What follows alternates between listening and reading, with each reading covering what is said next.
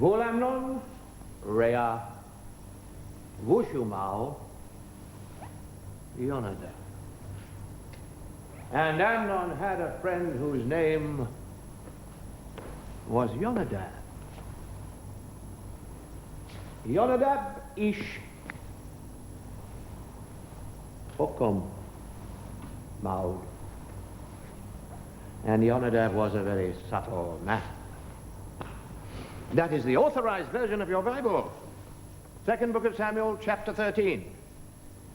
It gives me two references. One nasty, one nice.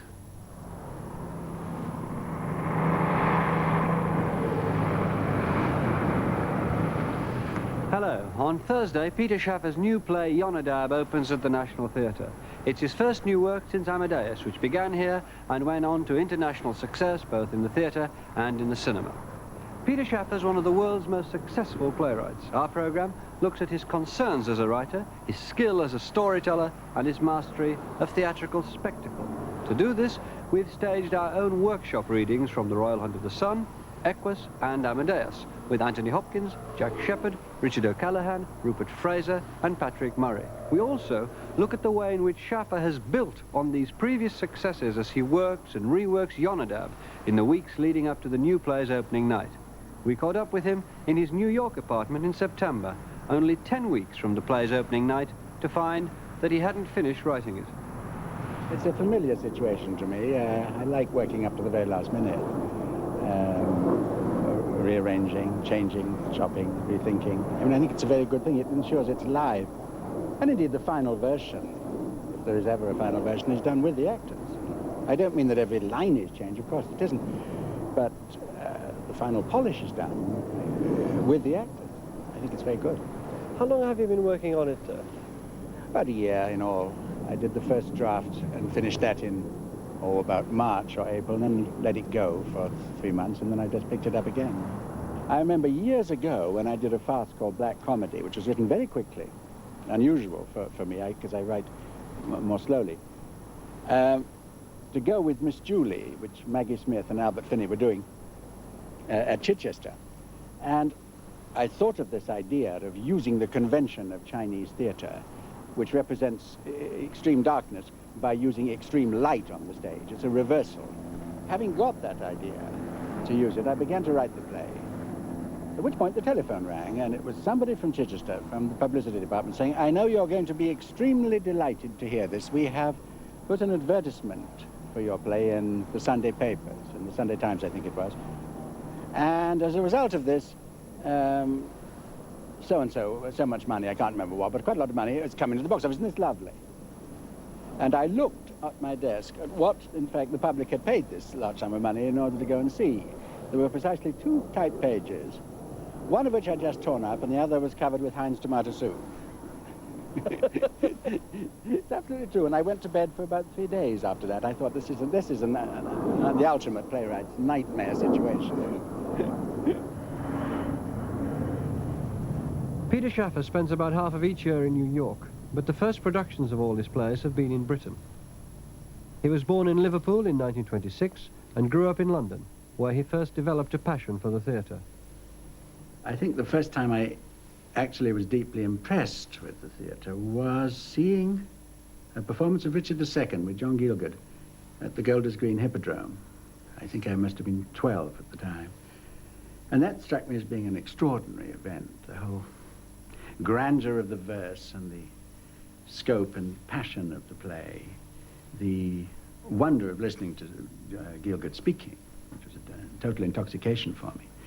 I don't think I had quite realized before the power and intoxicating power of language coming off a stage spoken by a live actor, and also, of course, the immense splendor of the scene, the great and tragic events going on stage. That excited me very much. I remember walking home from Golders Green Hippodrome and absolutely on air, thinking, oh, I would love to, except I didn't complete the sentence. I would love to what? You know, I certainly wouldn't want to act. I wouldn't want to I wouldn't be able to deliver yards of blank verse. But I think what I was saying to myself even then was I would like to write for the theatre. These ambitions had to wait. During the war, Schaffer was conscripted as a Bevan boy and worked in the Kent coal mines before going to Trinity College, Cambridge. During the early 50s, he published 3 detective stories, 2 of which were written jointly with his twin brother Anthony, who was also to become a playwright. In 1958, he wrote his first play for the stage, Five Finger Exercise, a tragedy about a family crisis. 2 comedies, The Privateer and The Public Eye, followed. All were traditional, well-made West End plays. But in 1964, Schaffer produced a much more ambitious work, The Royal Hunt of the Sun, for the newly formed National Theatre. It was based on the history of the Spanish conquest of Peru and showed the concerns and dramatic method that have characterized his work ever since. Peter Schaffer joined us for workshop readings from his plays. You are playing in this scene Old Martin, who acts as the narrator of the play. He's actually the young boy, the page to Pizarro, as an old man. And he narrates in this scene how Pizarro led 167 men up over the Andes to Cajamarca. It's an extraordinary feat in full armor. And when we did it, it was accompanied by a mime sequence in which the army was seen slowly clawing its way up, of course, invisible rocks. The scene was stylized, and the audience had to use its imaginative muscle to flesh it out.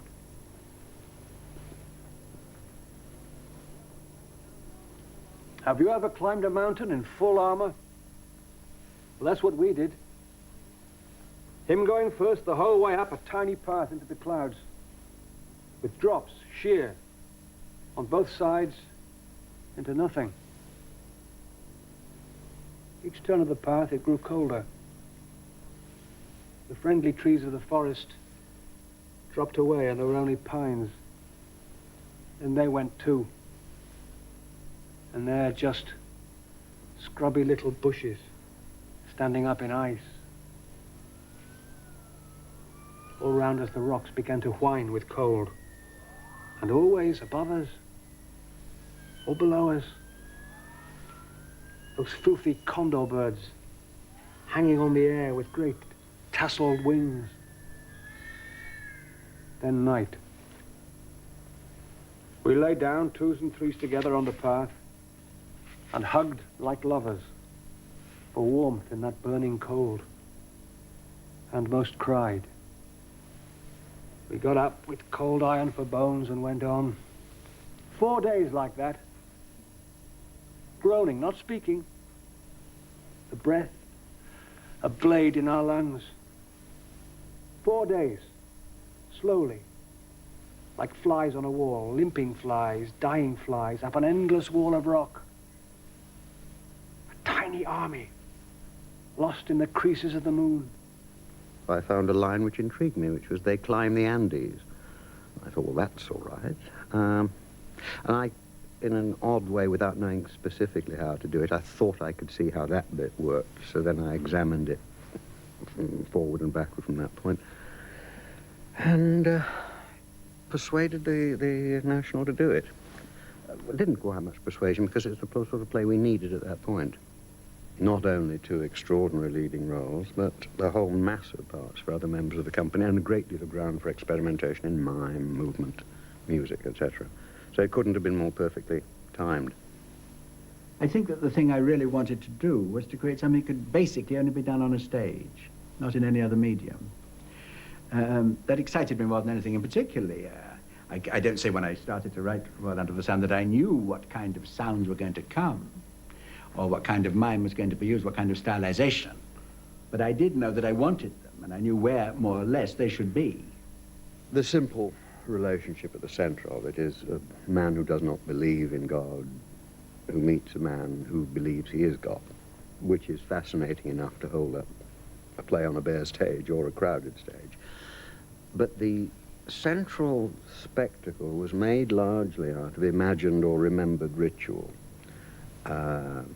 The imagined Peruvian Inca ritual and vague memories of Catholic ritual. It is no matter. They cannot kill me. Cannot? Man who dies cannot kill a god who lives forever. I wouldn't bet on it, my lord. Only my father can take me from here. And he would not accept me killed by men like you. Men with no word. You may be king in your land, but never God. I am God of the four quarters. And if you kill me tonight, I will rise at dawn when my father first touches my body with light. You believe this? All my people know it. It is why they have let me stay with you. They knew you could not be harmed? So, Was this the meaning of my dream? You were choosing me? My lord, it's just a boast, beyond any kind of reason. Is it? How can a man die, then get up and walk away? Let us hear your creed, boy. I believe in Jesus Christ, the Son of God, that he suffered under Pontius Pilate, was crucified, dead and buried. And what? Sir? What?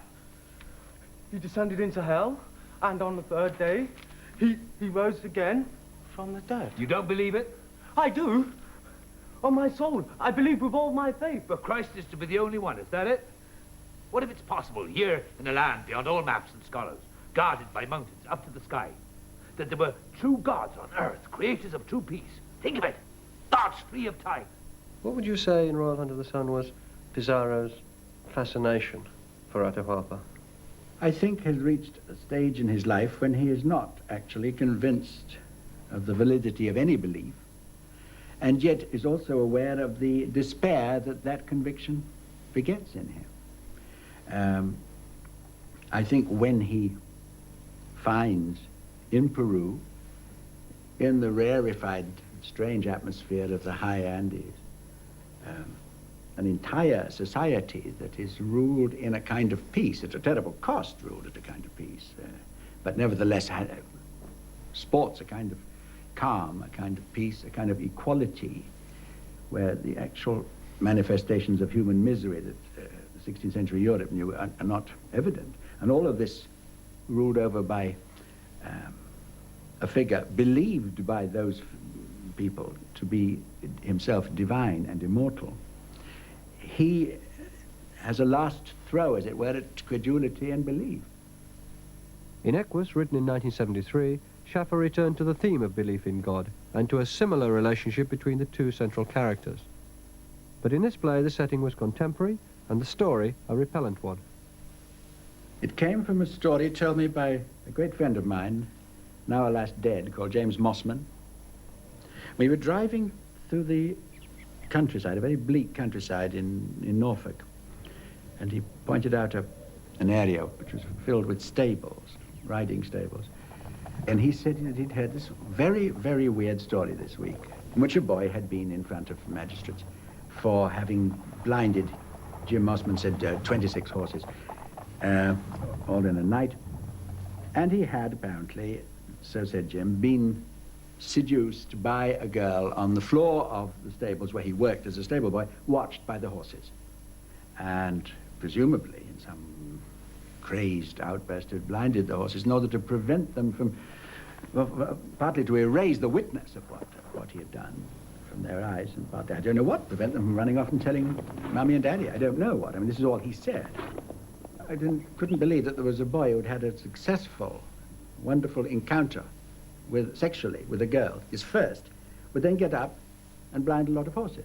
I just couldn't write it. He would be in a completely other state, a state of absolute either bliss or calm or resolution or something. But it was an absolutely unwritable scene. And in that funny, almost schizophrenic way you fall into of talking to your characters, you say, I bet you didn't. I bet you didn't do it. I bet it didn't work for you. That I could understand. And his voice, as it were, talked to me and said, well, of course I didn't. Of course it didn't work. What fascinated me, I think, was what happened to the story when the character of Dysart, the psychiatrist, began to emerge more and more. Not just as a feed guy of, what do you feel about this and where did you go last night, that kind of question. But when, in fact, I thought it was very interesting if I drew the character of a psychiatrist who himself was beginning to doubt some of the premises on which his skill and his craft were based. This is a scene from the first act of Equus. The situation is that relationship between Dysart and his patient, Alan Stranger, is quite tense at the moment. The boy is locked up in himself, half saying things and then half taking them back. And Dysart decides in this scene to try what hypnosis will do to unlock the boy. There is something to be said about hypnosis that a psychiatrist said to me, that it can be something of an agreed fiction, that a patient will say things under hypnosis that he will not say normally without it,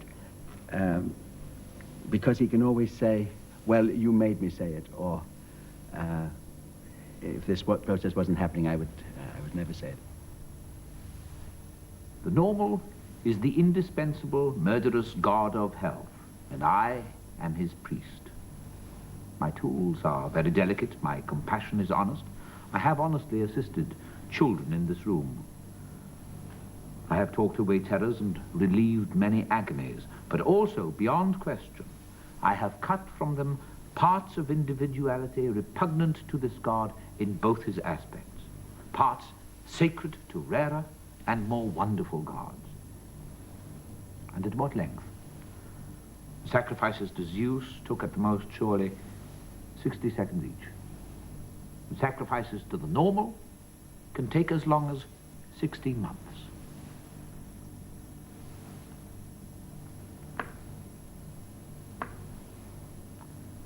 Now your eyes are feeling heavy.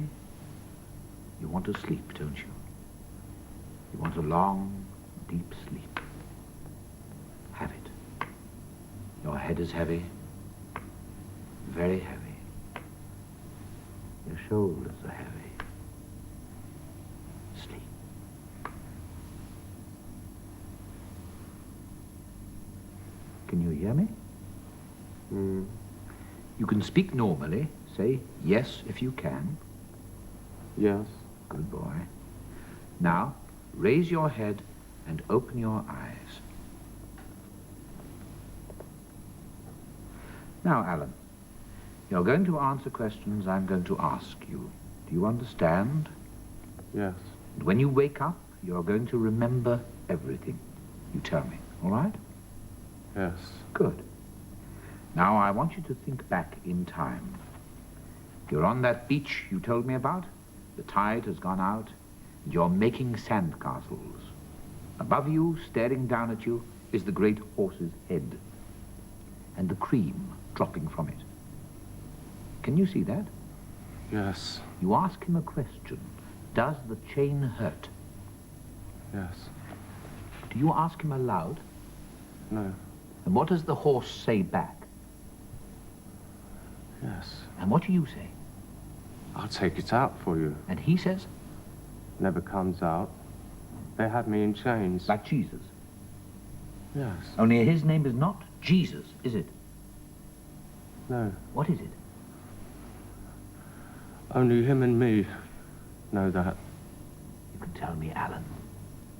Name him. Equus. Surely tragedy is a conflict between two kinds of right. It's not a conflict between a clear right and a clear wrong. When Dysart talks about nobody actually knowing what process is at work, whereby those little rivets of obsession are formed, you watch them being formed from childhood on, but you don't know why those particular links were selected. And you don't know why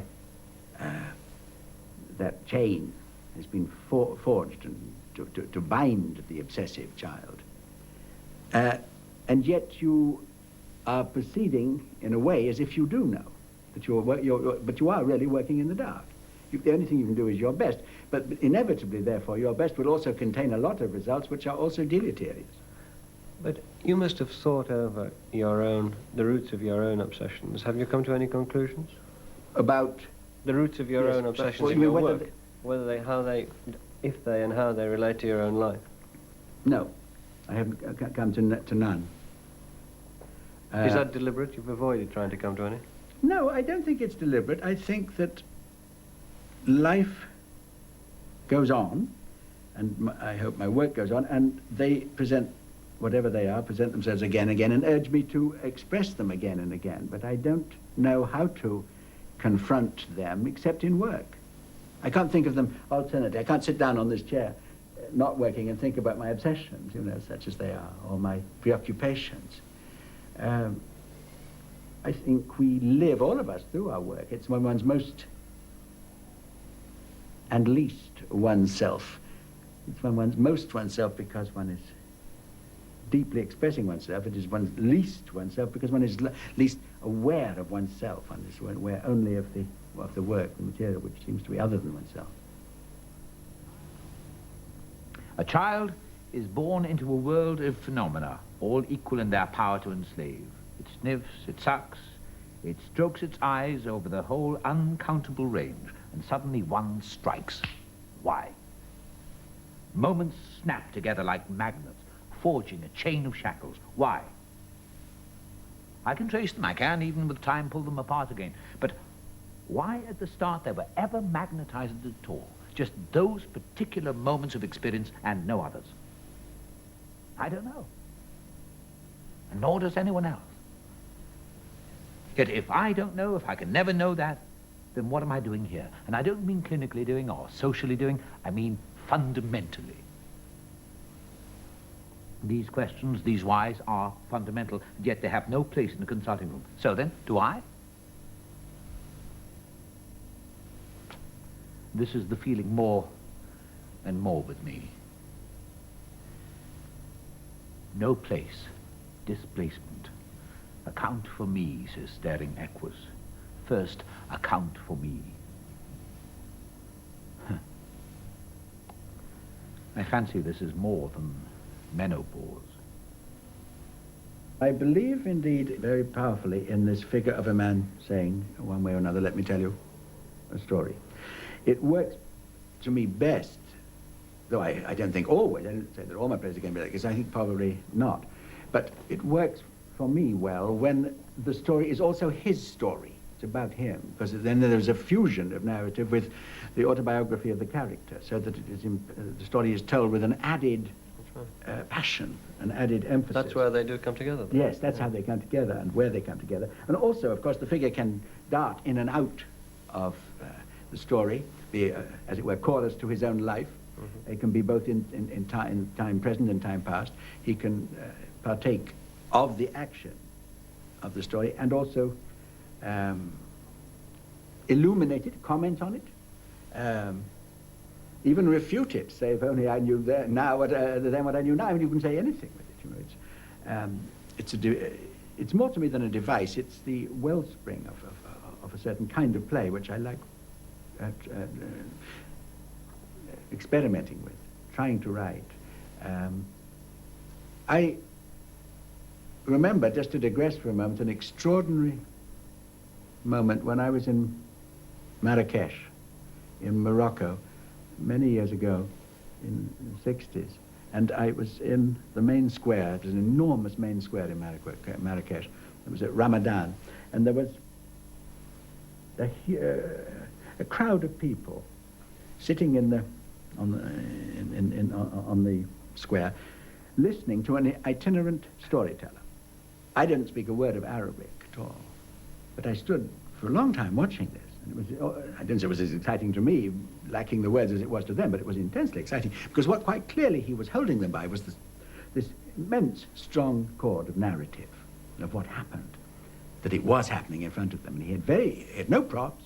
He had an immense, vivid, declamatory style, and he was making everything concrete for them, so that they were quite clearly, I looked at them, you could almost see what they were seeing. You could see the objects in the air. And I thought, theatre is much nearer to that than to anything else.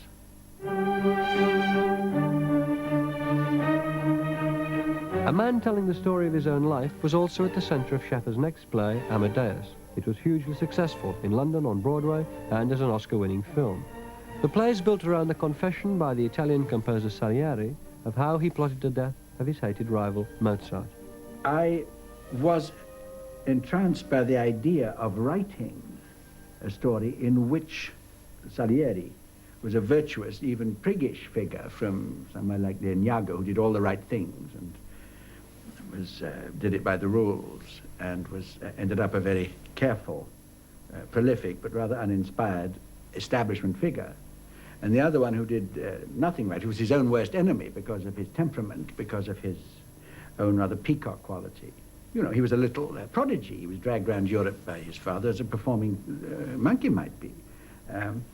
I think a certain kind of rather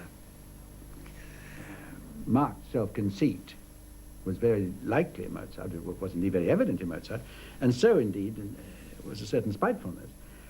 I think that what interested me was the idea of injustice in Salieri's mind that was evolving. Capisco. I know my fate. And now for the first time I feel my emptiness as Adam felt his nakedness.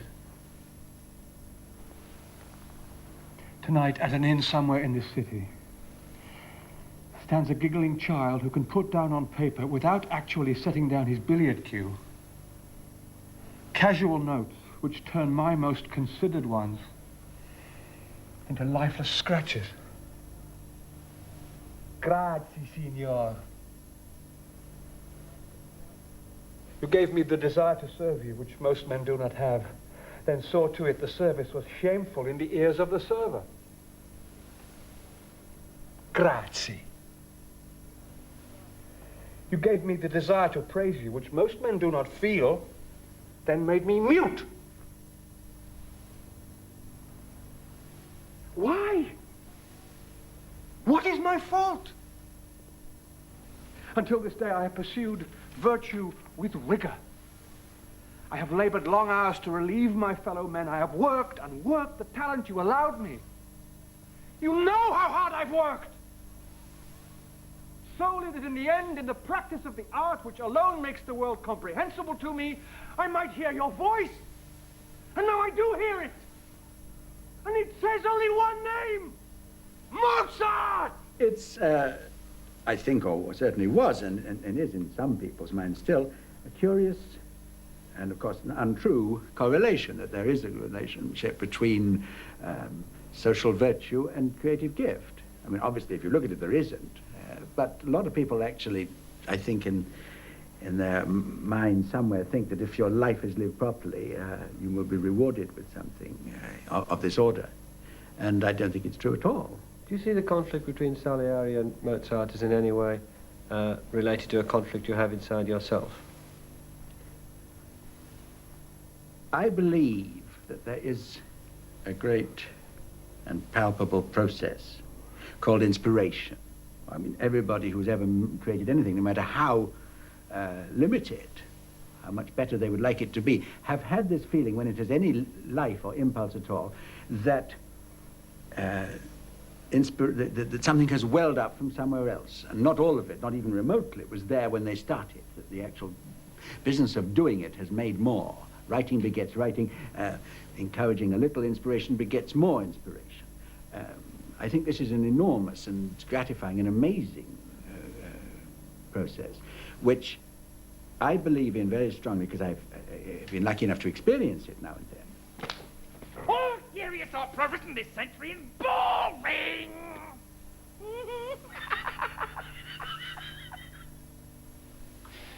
Oh, look at us.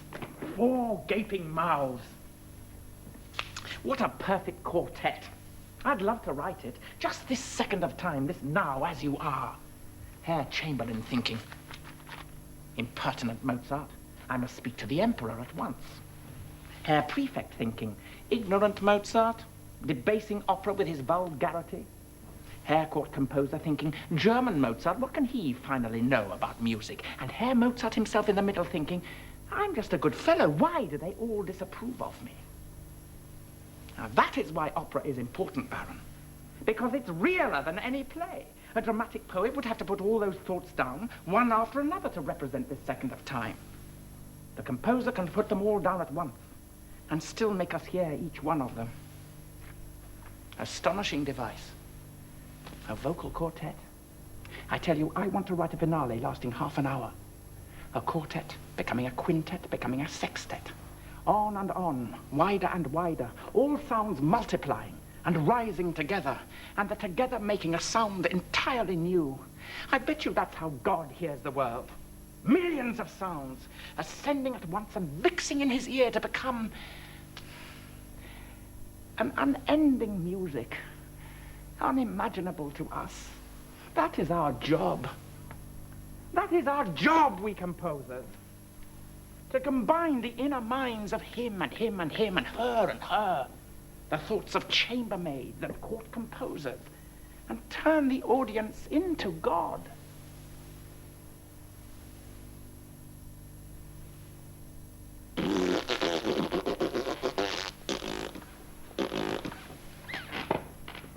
I'm sorry, I talk nonsense all day long.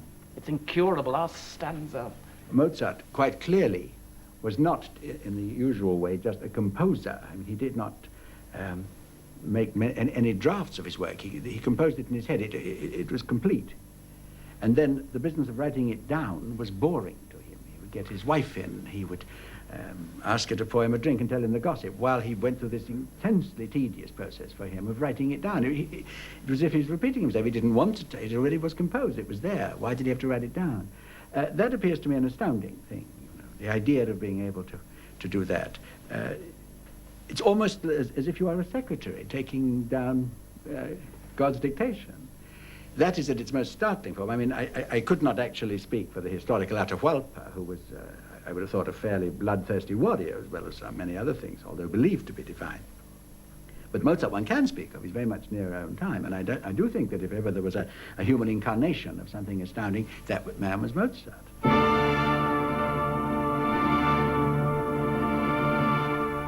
So rose the ghost father in Don Giovanni.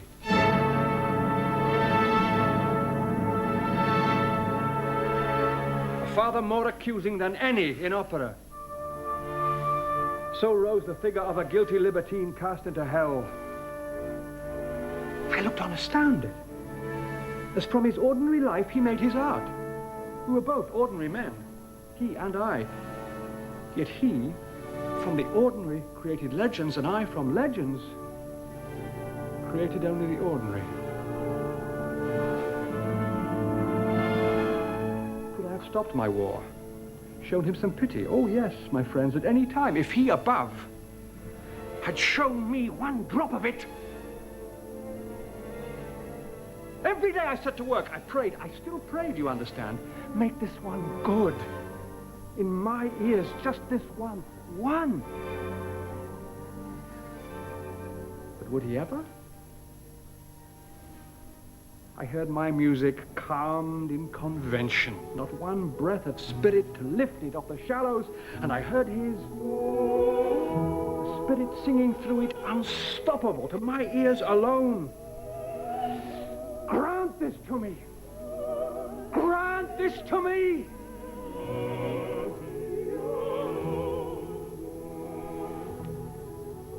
No, no, no, no, no. I do not need you, Salieri. I have Mozart.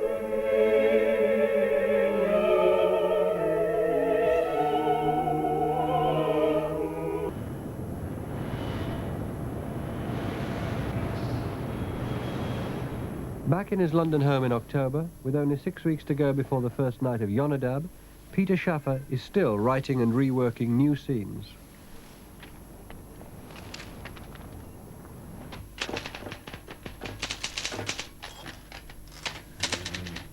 I write endless scenes over and over again. I think I sometimes drive actors and certainly directors mad by the number of versions of things I do.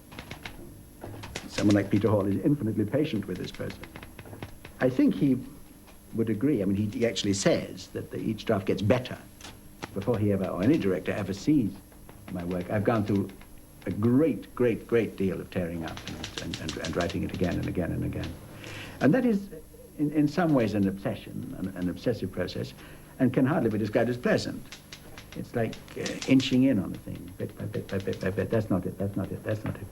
And it's very odd to describe that process because you're totally in the dark. If I could see it, I'd go straight to it. And yet there is something in you which is saying you know it's not it, therefore you must know roughly what it is. I mean, you'll know it when you find it. And Amnon had a friend whose name was Yonadab. And Yonadab was a very subtle man.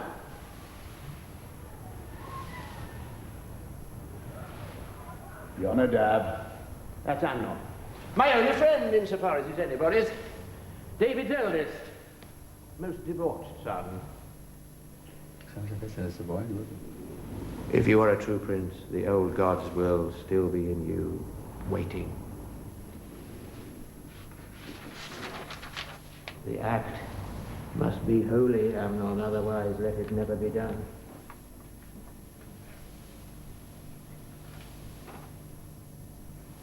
Obviously came from the Bible. It came from the second book of Samuel, chapter 13, which narrates a very grisly story of how King David's eldest son, Amnon, raped his sister,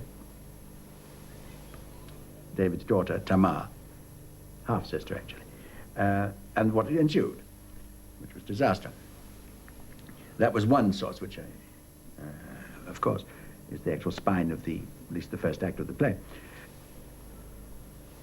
Very, very central to the inspiration was my reading a novel of Dan Jacobson called The Rape of Tamar, 15 years ago, when it was published in 1970, which is an elegant black comedy, beautifully written book on this theme, on this story, which very much started me off on this. It seems to me that from having read Yonadab, there are powerful parallels and developments from the previous plays. For instance, we have the great narrative plus confessional voice of Yonadab the Watcher. That's one of his names. He is the confidant of Amnon, close friend of Amnon, this brooding, dark-souled man who was the heir to the throne, lecherous, philosophizing, rather pretentious, and obsessed with his sister. Yonadab is the confidant of this man, and obviously likes to accommodate him. He is also a kind of cosmic voyeur, Yonadab the Watcher. He is many things. He has many names throughout the play, but he is basically this outsider figure who watches the gestures of other people's credulity without being able himself ever quite to endorse them. Again, I suppose there's an impulse towards credulity that goes through the play very strongly. Either this man is addressing nothing, or there is a court of heaven. Either he is a self-deceiving twister, or he is the spokesman in that court for himself and me. In those few minutes, lying on those dusty rugs, I tried with all my being to imagine myself David, priest king, influencing the world. What must it feel like to launch forth a massive appeal out of myself to the unknown?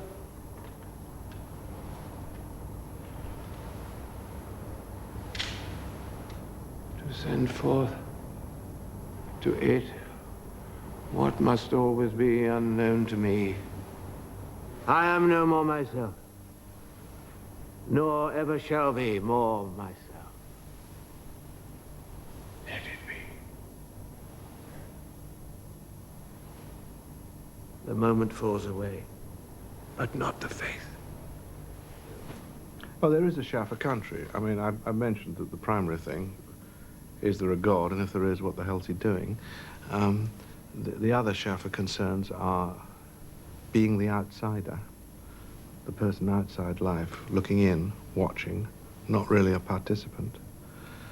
He is terribly interested in the revolutionary aspect of sex, the way sexual desire actually changes people's reason, changes people's balance.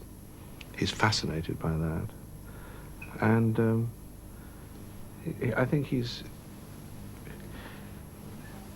In the typical Schaffer play, there is an outsider who's on some sort of quest and has been through some kind of hideous experience or has observed it. The blessings of him be on you, Amnon, my son. May he give you life. And look you now. He does. Or something does.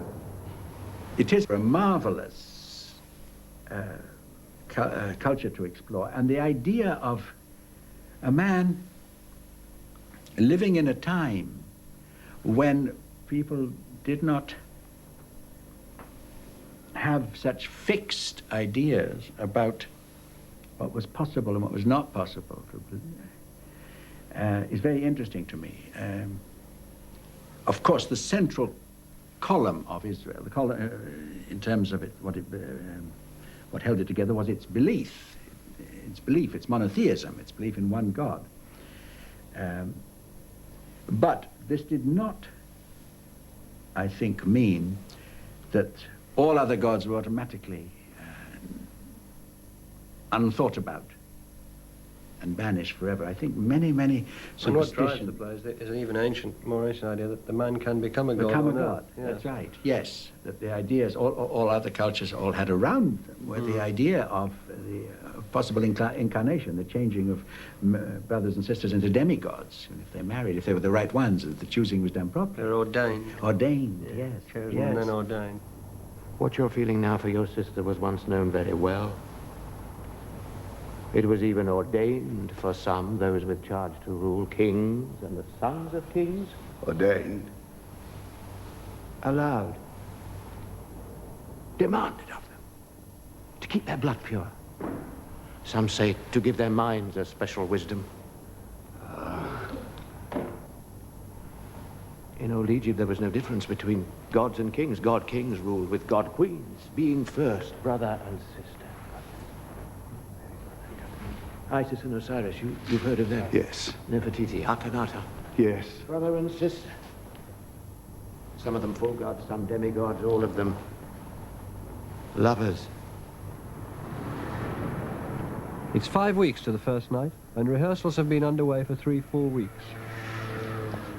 I am told that there are many playwrights who do not come to rehearsals of their plays. I can't quite understand how they do this.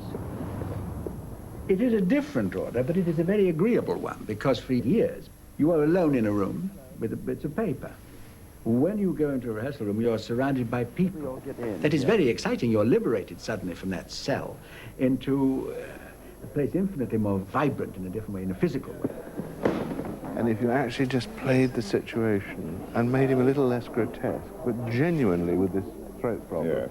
I think it would become funnier, paradoxically. Yes. So could you... I mean, it's coming very nicely. You keep me, Oh, yes. sending me aware, because I'm yes, not well, really aware when I'm doing what you don't like, you know. I don't want a performance. I just want to mark it through. Just find out where we are. Peter's first drafts are enormously long, quite often repetitively written, sometimes overwritten, and they have an enormous energy, as if he's whirling around the subject like some sort of typhoon or something. In rehearsal, the whole thing centers and concentrates. The blue pencil comes out, and he writes all the time. He writes when he goes home from rehearsal. He writes early in the morning before he comes to rehearsal. He writes in rehearsal, if the idea is there, little scribbles which he hands to the actors. All the time, he's responding to what they're doing, to what they're giving, to what they're questioning, to what I'm giving, to what I'm questioning, and most of all, his own apprehension of the play as he sees it alive. Now, this is very exciting. I mean, during the first 3 weeks of Yonadav, it was fundamentally rewritten from start to finish, which is what I expected.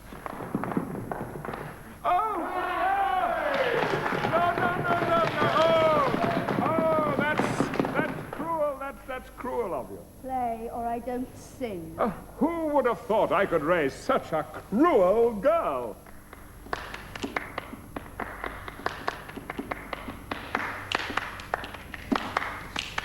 I'm not coming down a mountainside like Moses with graven tablets and saying, you know, that's it, we can't change anything. And to me, there's an enormous and very important process which occurs when I'm actually listening to actors speak and watching them do it. A play, I think, is, well, it's obviously, it's the word become flesh, and it's that becoming of flesh to me that's is the ultimate stage when it becomes a play.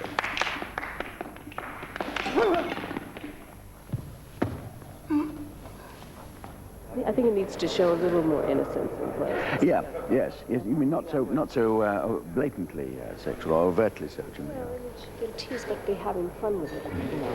Come and be my guest at Baal Hazor. Next month is the Feast of Tabernacles. So quickly. Now, wouldn't it work if anything, my darling, then come and be like to the Tabernacles? Yeah. Good God. It's so... It's never that time. Yeah, exactly. I wanted to fix it more. I'm not entirely sure. So it goes just technically.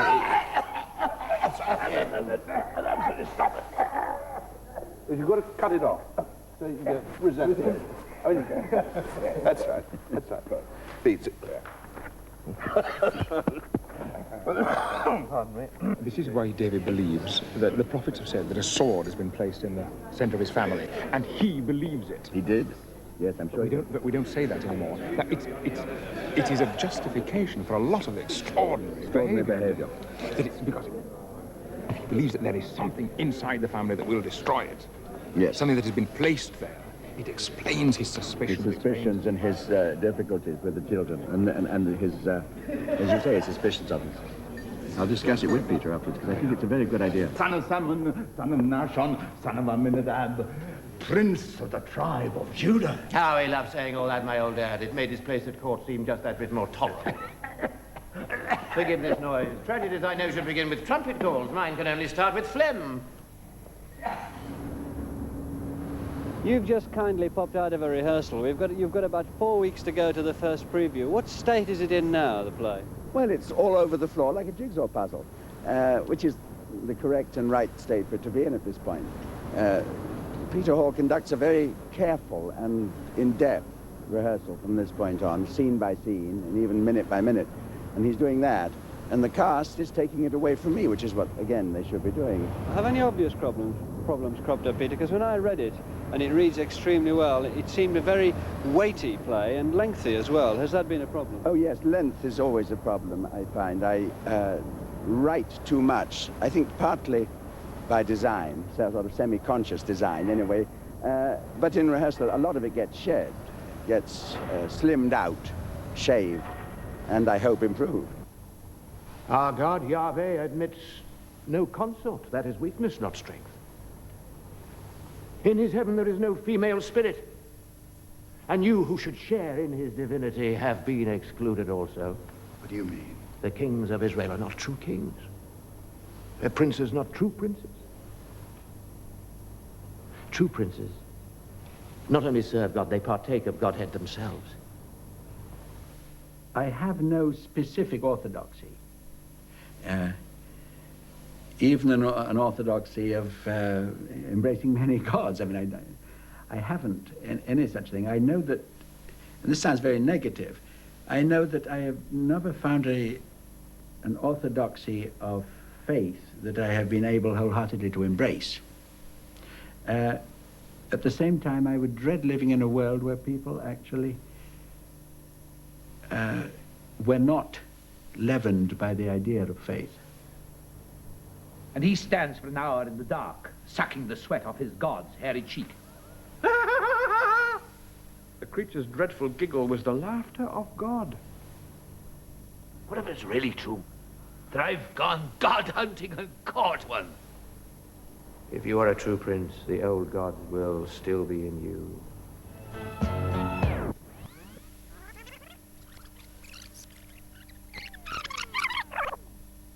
And this sounds very negative. I know that I have never found an orthodoxy of faith that I have been able wholeheartedly to embrace. At the same time, I would dread living in a world where people actually were not leavened by the idea of faith. And he stands for an hour in the dark, sucking the sweat off his god's hairy cheek. The creature's dreadful giggle was the laughter of God. What if it's really true that I've gone god-hunting and caught one? If you are a true prince, the old gods will still be in you.